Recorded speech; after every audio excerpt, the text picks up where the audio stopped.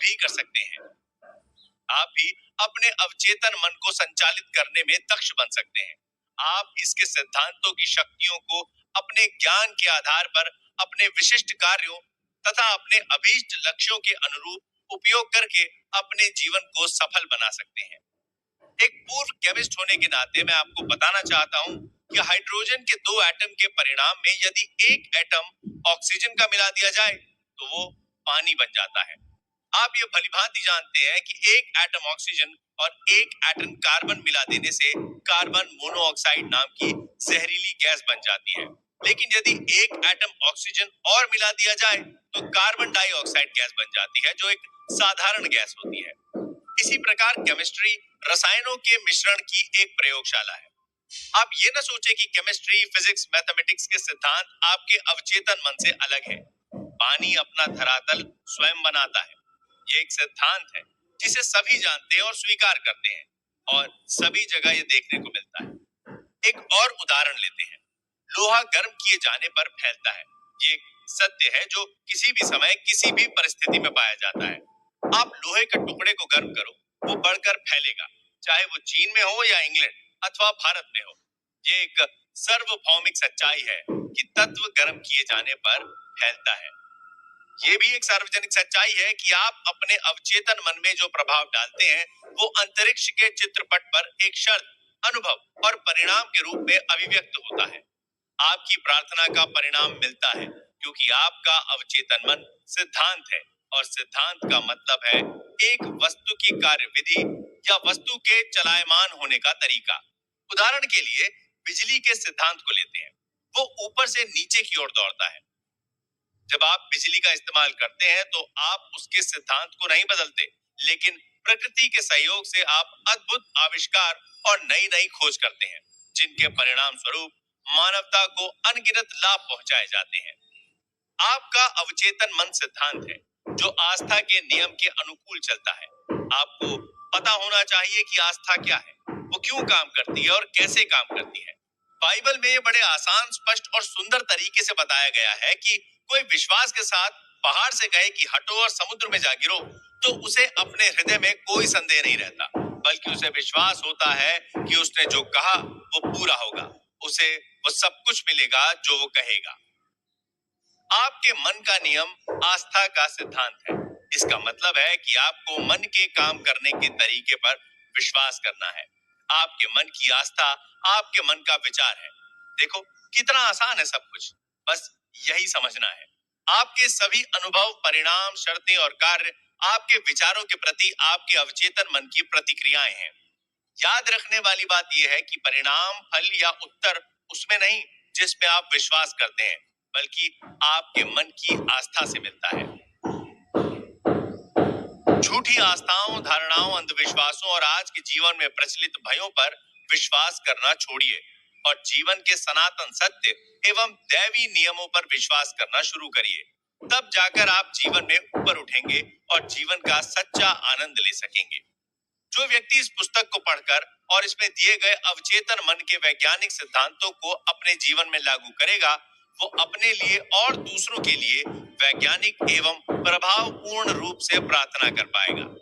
आपकी प्रार्थनाओं के परिणाम कर्म और उसकी प्रतिक्रिया के अलौकिक सिद्धांत के रूप में होते हैं, जो आपके विचार की प्रवृत्ति के अनुरूप होते हैं। अपने मन को सद्भाव, स्वास्थ्य, शांति तथा शुभेच्छाओं में लगाएं और देखें आपके जीवन में क्या आश्चर्य होते हैं। आपका मन दरअसल में एक है, किंतु उसके दो स्पष्ट भाग हैं। दोनों की विशेषताएं अलग हैं। सभी बुद्धिमान लोगों को मालूम है कि दोनों विभागों को एक रेखा अलग करती है। दोनों के कार्य बुनियादी रूप से एक दूसरे से अलग हैं। प्रत्येक विभाग को अलग अलग विशिष्ट शक्तियां और गुण मिले हैं। दोनों की पद्धति आपके मन के कामों को सामान्यतः दो पालों में बांट देती है। एक उद्देश्य मूलक मन और दूसरा व्यक्ति मूलक मन, चेतन मन और अचेतन मन। दूसरे शब्दों में जो सतह पर दिखाई देता है, यानी जो आप दिखाई देते हो, और दूसरा आपके अंदर का मन जो आपके अंदर है, दिखता नहीं। इसे स्वैच्छिक मन और अनैच्छिक मन अथवा पुरुष और स्त्री मन जैसे अनेक प्रकार से कहा जा सकता है। इस पुस्तक में सभी जगह आपको इन दो मनों के लिए चेतन और अवचेतन शब्दों का प्रयोग मिलेगा। इन दो मनों के कार्यकलापों को समझने का एक नायाब तरीका है। मान लीजिए कि आपका मन एक बाग है और आप उस बाग के मालिक हैं। आप दिन भर अपने विचारों के बीज बोते हैं। ये वे विचार हैं जिन्हें आप अपनी आदतों के अनुरूप सोचते हैं। जैसे विचारों की बुवाई करते हैं, वैसे ही परिणाम आपके शरीर और आपके आसपास मिलते हैं। सुख, शांति, सही कामों, शुभ इच्छाओं और खुशहाली के विचारों का रोपण करना शुरू करें। धैर्य से बैठकर पूर्ण रुचि के साथ इन गुणों पर चिंतन करें और उन्हें पूर्ण रूप से अपने चेतन मन में, अर्थात अपने सोचने समझने के मन में स्वीकार करें, उन्हें अंगीकार करें। अपने मन के बगीचे में इन विश्लेषण बीजों की बुआई करें और उनकी शानदार फसल का लाभ कमाएं। आपके अवचेतन मन की मिट्टी खूब उपजाऊ है, जिसमें सभी प्रकार के बीज उग जाते हैं, अच्छे भी और बुरे भी।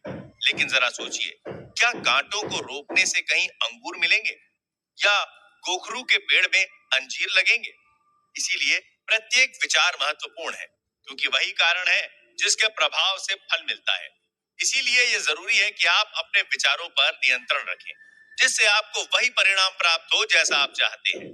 जब आपका मन सही रास्ते पर चलने लगेगा, जब आप सच को समझना शुरू कर देंगे, जब आपके अवचेतन मन में रचनात्मक, मधुर और शांतिपूर्ण विचार जमा होने लगेंगे, तब आपके अवचेतन मन की जादुई शक्ति में प्रतिक्रिया होगी और आपके जीवन में मधुर परिस्थितियां पैदा होंगी।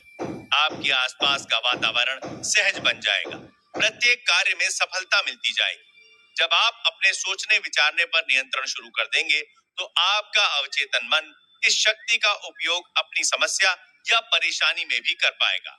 दूसरे शब्दों में, आप वस्तुतः उस अनंत शक्ति और सर्वशक्तिमान नियम के सजग अनुयायी बन जाएंगे जो समस्त संसार को चलायमान रखता है।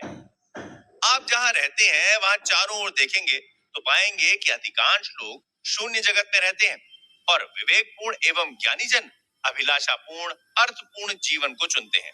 याद रखें, अर्थपूर्ण जीवन अर्थात आपके विचार, आपकी भावनाएं और कल्पनाएं ही आपके शून्य जगत का निर्माण करती हैं। इसीलिए यही रचनात्मक शक्ति और वो सब कुछ जो आप अपने जीवन में देखते हैं, उसे जाने अनजाने में आपके भीतर के मन ने बनाया है। आपके चेतन और अवचेतन मन के आदान प्रदान का ज्ञान आपके संपूर्ण जीवन को बदल सकता है।